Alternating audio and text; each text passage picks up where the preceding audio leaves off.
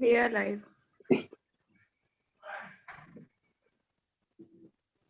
Good afternoon, one and all. On behalf of TES Reading Club, I welcome you to the reading of Act 3 of Pygmalion by George Bernard Shaw. As students and lovers of literature, I'm sure most of us would agree that we don't get enough time or sometimes resources to read out the original text. I'm also sure no one can deny the necessity of reading the original text. We are fortunate that this initiative has been taken by our dear Kalyani ma'am. We at TES read out classics every Sunday at 2 p.m.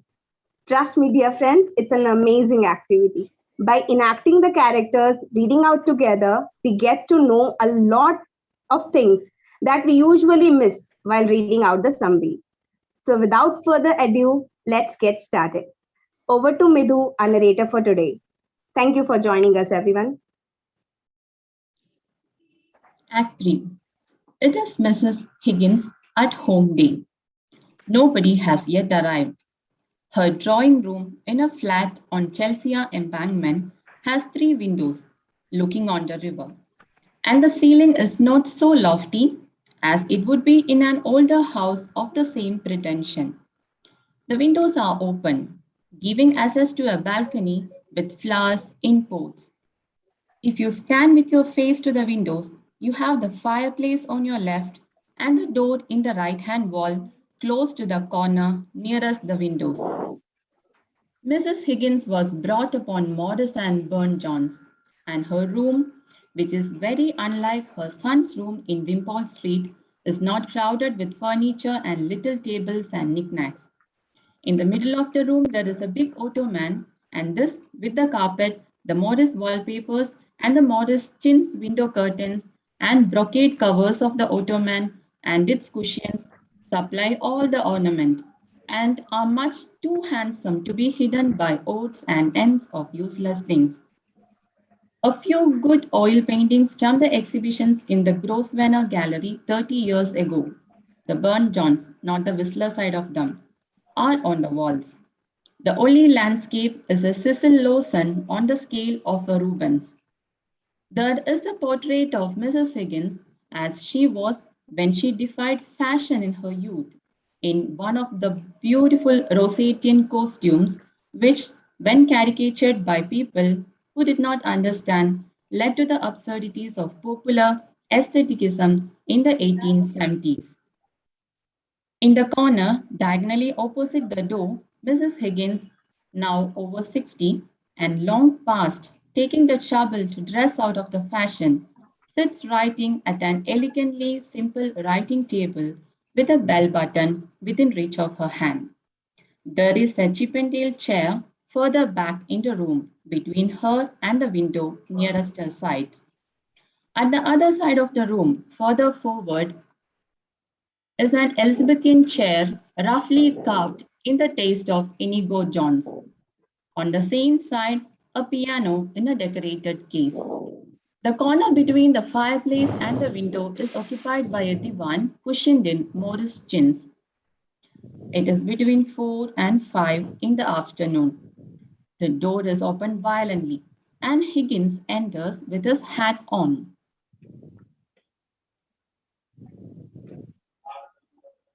Henry, what are you doing here today? It is my at-home day. You promised not to come. As he bends to kiss her, she takes his hat off and presents it to him. Oh, bother. He throws the hat down on the table. Go home at once. Higgins kissing her. I know, Mother. I came on purpose. But you mustn't. I'm serious, Henry. You offend all my friends. They stop coming whenever they meet you. Nonsense.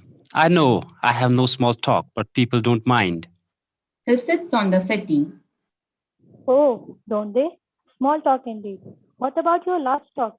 Really, dear? You mustn't stay. I must. I have a job for you, a phonetic job. No, no use, dear. I'm sorry, but I can't get around your words. And though I like to get pretty postcards in your patent shorthand, I always have to read the copies in ordinary writing. You so thoughtfully send me. Well, this isn't a phonetic job. You said it was. Not your part of it. I have picked up a girl. Does that mean that Subwell has picked you up? And not at all. I don't mean a love affair. What a pity. Why? Well, you never fall in love with anyone under 45. Then will you discover that there are some rather nice looking young women about? Oh, I can't be bothered with young women. My idea of the lovable woman is something as like you as possible. I shall never get into the way of seriously liking the young woman. Some habits lie too deep to be changed. Rising abruptly and walking about, jingling his money and his keys in his trouser pockets. Besides, they're all idiots. Do you know what you would do if you really loved me, Henry? Oh, bother. What? Marry, I suppose? No, stop fidgeting and take your hands out of your pockets. With a gesture of despair, he obeys and sits down again. That's a goodbye. Now tell me about the girl. She's coming to see you. I don't remember asking her. You didn't? I asked her. If you would Indeed, know her, would have been asked her. indeed. Why? Well, it's like this. She's a common flower girl. I picked her off the curbstone. And invited her to my at home? Higgins rising and coming to her to coax her. Oh, that will be all right. I have taught her to speak properly, and she has strict orders as to her behavior. She is to keep to two subjects: the weather and everybody's health. Fine day and how do you do, and not to let herself go on things in general. That will be safe. Safe to talk about our health, about our insides, perhaps about our outsides. How could you be silly, Henry? Well, she must talk about something. He controls himself and sits down again. Oh, she will be all right. Don't you fuss, Pickering. Isn't it with me? I have sort of bet on that I will pass her off as a Dutch in the 6 months. I started on her some months ago, and she's getting on like a house on the fire. I shall win my bet. She has a quick ear, and she has been easier to teach than my middle class people because she has to learn a complete new language. She talks English almost as you talk French. That's satisfactory at all events. Well, it is and it isn't. What does that mean? You see, I have got her pronunciation all right, but you have to consider not only how the girl pronounces, but what she pronounces, and that's where. They are interrupted by the parlor maid announcing guest. Mrs. and Miss Ansford Hill. The parlor maid withdraws. Oh, Lord. Higgins rises, snatches his hat from the table, and makes for the door. But before he reaches it, his mother introduces him. Mrs. and Miss Ainsford Hill are the mother and daughter who sheltered from the rain in Covent Garden. The mother is well bred, quiet, and has a habitual anxiety of straightened means. The daughter has acquired a gay air of being very much at home in society, the bravado of genteel poverty. Mrs. Ainsford Hill to Mrs. Higgins. How do you do? They shake hands. How do you do? She shakes. My son, Henry. Your celebrated son? I have no long to meet you, Professor Higgins. Higgins glumly making no movement in her direction. Delighted. He backs against the piano and bows brusquely. Mrs. Ainsford Hill going to him with confident familiarity. How do you do? Higgins staring at her. I've seen you before somewhere. I haven't the ghost of a notion where, but I have heard your voice. It doesn't matter. You would better sit down. I'm sorry to say that my celebrated son has no manners. You mustn't mind him. I don't. Mrs. Ainsford Hill sits in the Elizabethan chair.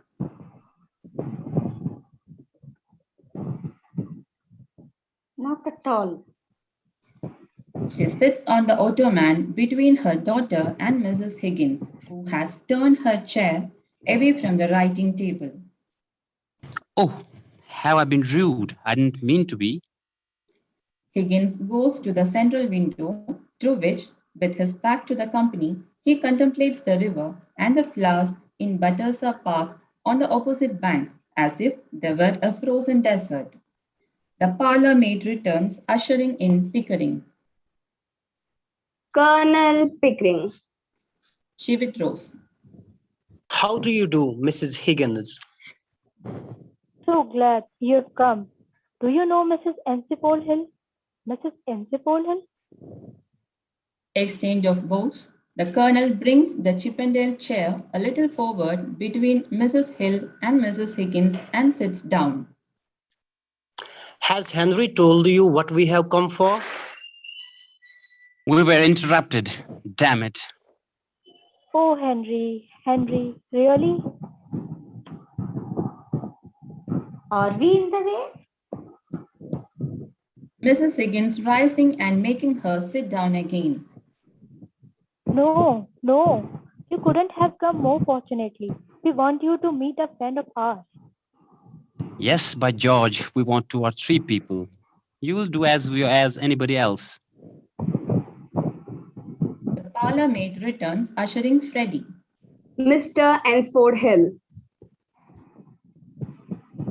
Higgins almost audibly pass endurance. God of heaven, another of them. Freddie shaking hands with Mrs. Higgins. How do you do? Very good of you to come.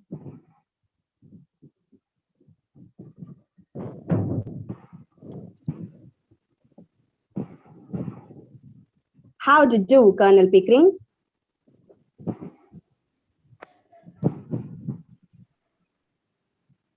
Freddie, Mrs. Higgins. How do you do? I don't think you know my son, Professor Higgins.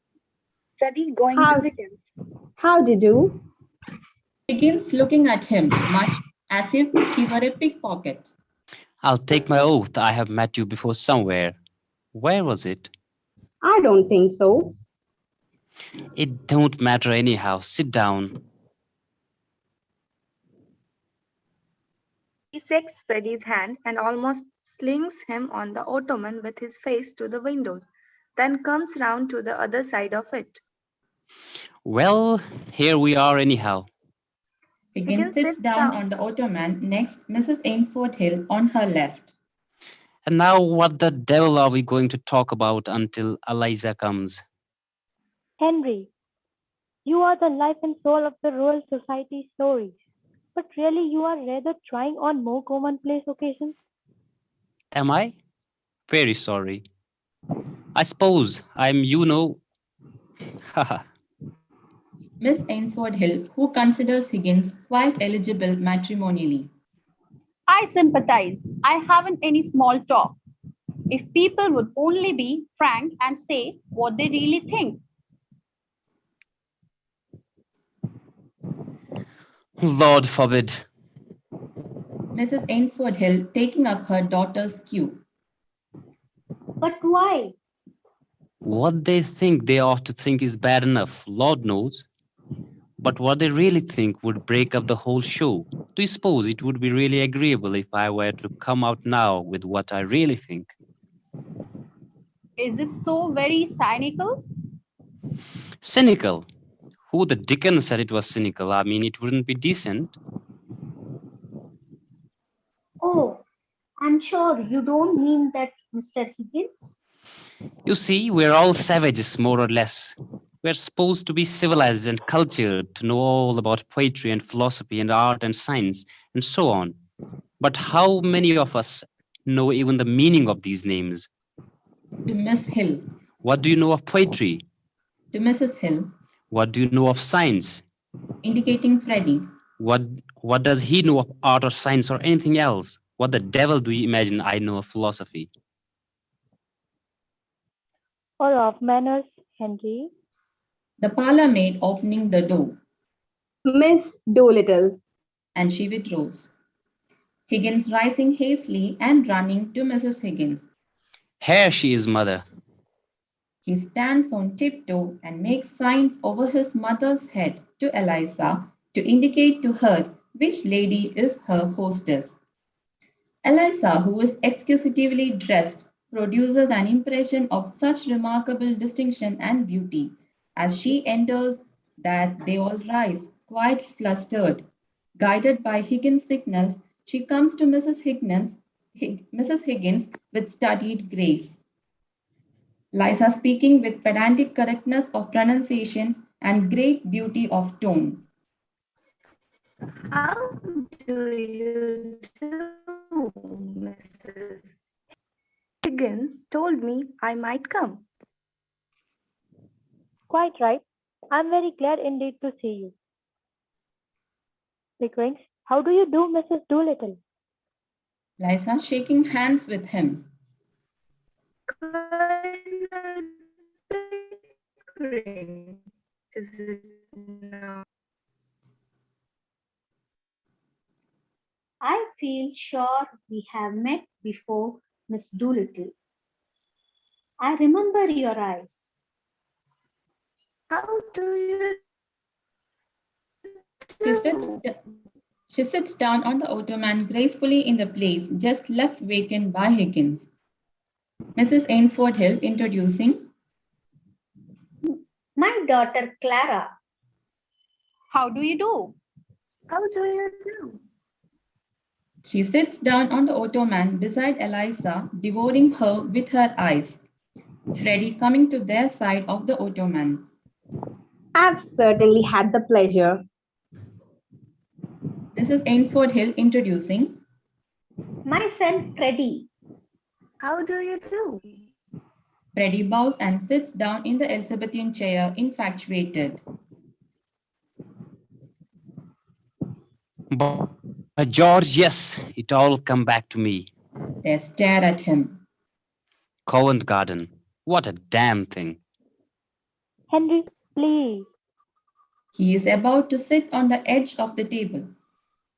don't sit on my writing table. You'll break it. Oh, sorry. He goes to the divan, stumbling into the fender and over the fire irons on his way, extricating himself with muttered imprecations, and finishing his disastrous journey by throwing himself so impatiently on the divan that he almost breaks it. Mrs. Higgins looks at him but controls herself and says nothing. A long and painful pause ensues. Mrs. Higgins at last conversationally. Will it rain? Do you think? Shallow depression in the west of these islands is likely to move slowly in a easterly direction. There are no indications of any great change in the barometrical situation. Haha, how awfully funny. What is wrong with that young man? I bet I got it right. Killing. I'm sure. I hope it won't turn cold. There's so much influenza about. It runs right throughout our whole family regularly every spring. My aunt died of influenza, so they said.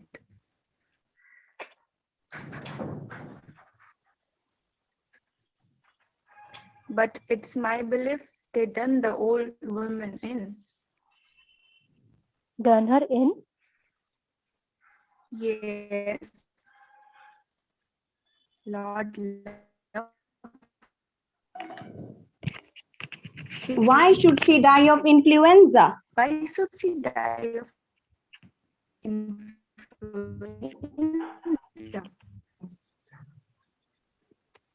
Diphtheria right enough the year before. I saw her with my own eyes. Fairly blue with it, she was. They all thought she was dead, but my father, he kept ladling gin down her throat till she came to so sudden that she bit the bowl of the spoon. Hear me? Liza piling up the indictment. What call would a woman with that strength in her have to die of influenza? What become of her new straw hat that should have come this it? And what I did turn her in. What does doing her in mean? Oh, that's the new small talk to do a person in means to kill them. Mrs. Ainsford Hill to Eliza, horrified. You surely don't believe that your aunt was killed?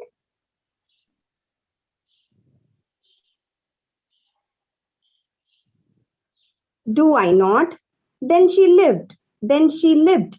With would have killed her for a hatpin, let alone a hat. But it can't have been right for your father to pour spirits down her throat like that. It might have killed her. Not her. Gin was mother's milk to her. Besides, he had poured so much down his own throat that he knew the good of it. Do you mean that he drank? Drank, my word, something chronic. How dreadful for you. Not a bit. It never did him no harm, what I could see. But then he did not keep it up regular. On the bus, as you might say, from time to time, and always more agreeable when he had a drop in. When he was out of work, my mother used to give him fourpence and tell him to go out and not come back until he had drunk himself cheerful and loving life. There's a lot of women has to make their husbands drunk to make them fit to live with. You see, it's like this. If a man has a bit of conscience, it always takes him when he's sober and then it makes him low spirited. A drop of booze just takes that off and makes him happy. To Freddie, who was in convulsions of suppressed laughter. Here, what are you sniggering at? The new small talk. You did it so awfully well. The new small talk. If I was If doing I it, was doing it proper, what was you laughing at? To Higgins, Have I said anything I ought not? Mrs. Higgins interposing. Not at all, Mrs. Doolittle. Well, that's a mercy anyhow. What I always say is, Higgins rising and looking at his watch. Ahem. Liza looking round at him and taking the hint and rising. well, I must go. They all rise. Freddie goes to the door. So pleased to have met you. Goodbye. She shakes hands with Mrs. Higgins. Goodbye. Goodbye, Colonel Pickering. Goodbye, Miss Doolittle. They shake hands. Liza nodding to the others. Goodbye, all. Freddie opening the door for her. are you walking across the park, Miss Doolittle? If so, Walk? Not bloody likely. I am going in a taxi. She goes out. Pickering gasps and sits down. Freddie goes out on the balcony to catch another glimpse of Eliza. Mrs. Ainsford Hill suffering from shock. Well, I really can't get used to the new ways. Clara throwing herself discontentedly into the Elizabethan chair. Oh, it's all right, Mama. Quite right. People will think we never go anywhere or see anybody if you are so old-fashioned. I dare say I am very old fashioned, but I do I do hope you won't begin using that expression, Clara. I have got accustomed to hear you talking about men as rotters and calling everything filthy and beastly, though I do think it horrible and unladylike, but This last is really too much. Don't you think so, Colonel Pickering?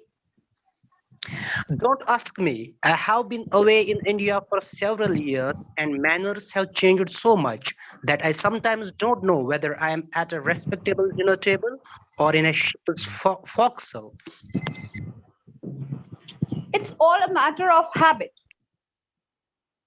There's no right or wrong in it. Nobody means anything by it.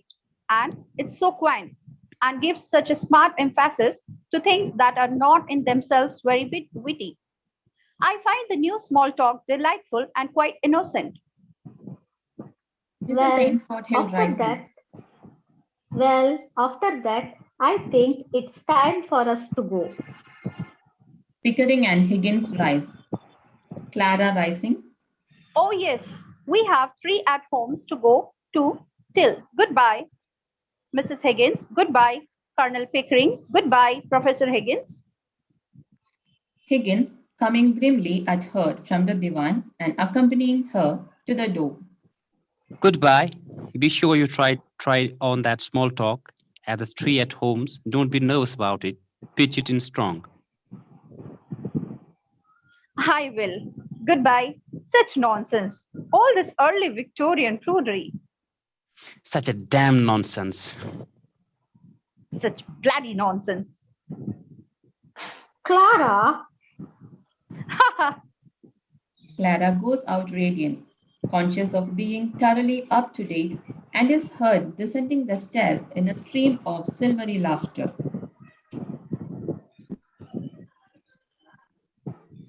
Freddie to the heavens at large. Well, I ask you, He gives it up and comes to Mrs. Higgins. goodbye. Mrs. Higgins shaking hands. Goodbye. Would you like to meet Mrs. Doolittle again? Yes, I should, most awfully. Well, you know my days. Yes, thanks awfully. Goodbye. He goes out. goodbye. Goodbye, Mr. Higgins. Goodbye. Goodbye. Mrs. Ainsford Hill to Pickering. It's no use. I shall never be able to bring myself to use that word. Don't. It's not compulsory. You know, you will get on quite well without it. Only Clara is so down on me if I am not positively reeking with the latest slang goodbye. Goodbye. They shake hands. Mrs. Ainsford Hill to Mrs. Higgins. You must not mind, Clara. Pickering, catching from her lowered tone that this is not meant for him to hear, discreetly joins Higgins at the window. We are so poor, and she gets so few parties. Poor child. She doesn't quite know. Mrs. Higgins, seeing that her eyes are moist, takes her hand sympathetically and goes with her to the door. But the boy is nice. Don't you think so? Oh, quite nice. I shall always be delighted to see him. Thank you, dear. Goodbye. She goes out. Well, is Eliza presentable? He swoops on his mother and drags her to the ottoman, where she sits down in Eliza's place with her son on her left. Pickering returns to his chair on her right. You silly boy. Of course she is not presentable. She is a triumph of your art and of our dressmakers. But if you suppose for a moment that she doesn't give herself away in every sentence she utters, you must be perfectly correct about her.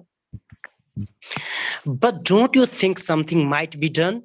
I mean, something to eliminate the sanguinary element from her conversation. Not as long as she is Henry's hand. Do you mean that my language is improper? No, dearest. It would be quite proper, say on a canal barge, but it would not be proper for her at a garden party. Well, I must say, Come, Higgins, you must learn to know yourself. I haven't heard such language as yours since we used to review the volunteers in Hyde Park 20 years ago. Oh, well, if you say so, I suppose I don't always talk like a bishop. Mrs. Higgins quieting Henry with a touch. Colonel Pickering, will you tell me what is the exact state of things in Wimpole Street? Well, I have come to live there with Henry. We work together at my Indian dialects, and we think it more convenient. Quite so. I know all about that. It's an excellent arrangement. But where does this girl live? With us, of course. Where would she live? But on what terms? Is she a servant? If not, what is she? I think I know what you mean, Mrs. Higgins. Well, dash me if I do. I have had to work at the girl every day for months to get her into the proper present pitch. Besides, she's useful. She knows where my things are and remembers my appointment and so forth. How does your housekeeper get on with her? Miss Pierce. Oh, she is jolly glad to get so much taken off her hands from before Eliza come. She had to have to find things and remind me of my appointments, but she would got some silly bee in her bonnet about Eliza. She keeps saying, "You don't think, sir?" Does she, Pig? Yes, that is the formula. You don't think, sir? That is the end of every conversation about Eliza. As if I ever stopped thinking about the girl and her confounded vowels and consonants. I am worn out thinking about her and watching her lips and her teeth and her tongue, not to mention her soul, which is the quaintest of the lot. You certainly are a pretty pair of babies, playing with your life doll. Playing, the hardest job I ever tackled. Make no mistake about that, mother. But you have no idea how frightfully interesting it is to take a human being and change her into quite different human being by creating a new speech for her. It's filling up the deepest gulf that separates class from class and soul from soul. Pickering drawing his chair closer to Mrs. Higgins and bending over to her eagerly. Yes, it is enormously interesting. I assure you, Mrs. Higgins, we take Eliza very seriously. Every week, every day almost, there is some new change. Closer again. We keep records of every stage, dozens of gramophone discs and photographs. Higgins assailing her at the other ear. Yes, by George, it's the most absorbing experiment I ever tackled. She regularly fills our lives up, doesn't she, Pig? We're always talking Eliza, Teaching Eliza. dressing Eliza. What? What? Inventing new Elizas. Higgins and Pickering speaking together. You know, she has the most extraordinary quickness. Higgins, that girl. Just like a parrot, I tried with her every Quite beautifully. possibly sort of sound that a human being can make. To music. Continental dialects, African dialects, hot or not. She plays everything. Clicks things it took me years to get hold of, and she picks them up like a shot right away, as if she had been at it all her life. Months ago, she had never as much as touched a piano. Mrs. Higgins putting her fingers in her ears as they are by this time shouting one another down with an intolerable noise. They stop. I beg your pardon. He draws his chair back apologetically. Sorry, and Pickering starts shouting, nobody can get a word in edgeways. Be quiet, Henry. Colonel Pickering, don't you realize that when Eliza walked into Wimpole Street, something walked in with her? Her father did, but Henry soon got rid of him. It would have been more to the point if her mother had, but as her mother didn't seem something else. But what? A problem. Oh, I see. The problem of how to pass her off as a lady. I'll solve that problem. I have solved it already. No, you two infinitely stupid milk creatures. The problem of what is to be done with her afterwards. I don't see anything in that. She can go her own way with all the advantage I have given her. The advantages of the poor woman who was here just now. The manners and habits that disqualify a fine lady from earning her own living without giving her a fine lady's income. Is that what you mean? Oh, that will be all right. That will be all right, Mrs. Higgins. He We'll, rises to go. Higgins rising also. we'll find her some light employment. She is happy enough. Don't you worry about her. Goodbye. Pickering shakes hands as if he were consoling a frightened child and makes for the door. Anyhow, there's no good bothering now. The thing's done. Goodbye, mother. Higgins kisses her and follows Pickering. Pickering turning for a final consolation. There are plenty of openings. We will do what is right. Goodbye. Higgins to Pickering as they go out together. Let's take her to the Shakespeare exhibition at Earl's Court. Yes, let us. Her remarks will be delicious. She will mimic all the people for us when we get home. The king. Mrs. Higgins rises with an impatient bounce and returns to her work at the writing table. She sweeps a litter of disarranged papers out of her way, snatches a sheet of paper from her stationery case, and tries resolutely to write. At the third line, she gives it up, flings down her pen, grips the table angrily, and exclaims, Oh, men, men, men. That's the end of Act 3. I thank you all for being with us. And we are really sorry for the technical glitch. It was due to some network issues. And if any one of you wishes to volunteer, please leave a message and we would be happy to join you in our group. Thank you, everyone.